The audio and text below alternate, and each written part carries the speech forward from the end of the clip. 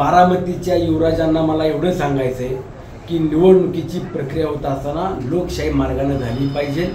आपण प्रचाराच्या करिता आपल्याकडं नोकरी व्यवसायाच्या माध्यमातून कामाला असलेल्या कामगार बांधवांना देखील प्रचार यंत्रणेमध्ये उतरवलं, परंतु आम्ही कुठल्याही प्रकारचा आक्षेप घेतला नाही।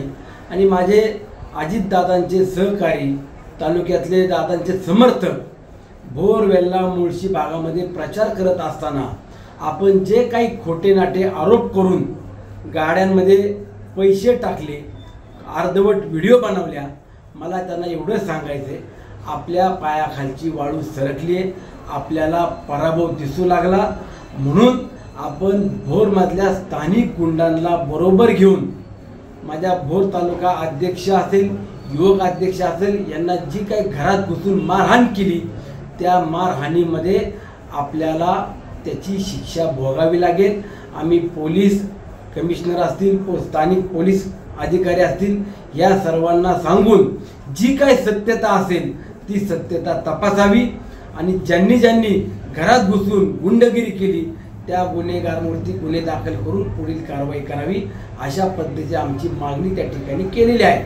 आणि राजकारण करत असताना रोहित पवारांनी रामकृष्ण हरी वाजवा तुतारी सांगत होते, परंतु अखंड महाराष्ट्राचं दैवत असलेल्या खंडोबारायाच्या पायथ्याला मटणाच्या 2,000 टनाच्या गाड्या तुम्ही खाली केल्या, तिथं मटण दारू वाटली, 1000 रुपये मताला वाटले। तुम्ही आम्हाला राजकारण आणि तुमचा स्वाभिमान हा शिकवण्याची आवश्यकता नाही। पण यामध्ये नाही, रोहित पवारांची जी काही नौटंकी चालू आहे ती आम्ही सातत्यानं सांगतोय, त्याचं संपूर्ण भांडं फोडतोय, हे त्याला माहीत असल्यामुळं ते जाणीवपूर्वक मला जर काही टार्गेट करत असेल तर त्यांनी करावं। परंतु मला त्यांना एवढं सांगायचं आहे, आपण नौटंकी करून राजकारण करू नका। साहेबांचा नावाचा वापर करून किंवा साहेबांना पुढं करून आपल्याला महाराष्ट्रात नेते होण्यापेक्षा स्वतःचं कर्तृत्व दाखवून मोठं व्हावं।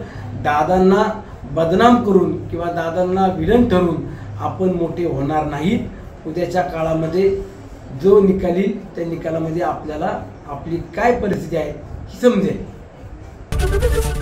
एबीपी माझा, उघडा डोळे बघा नीट।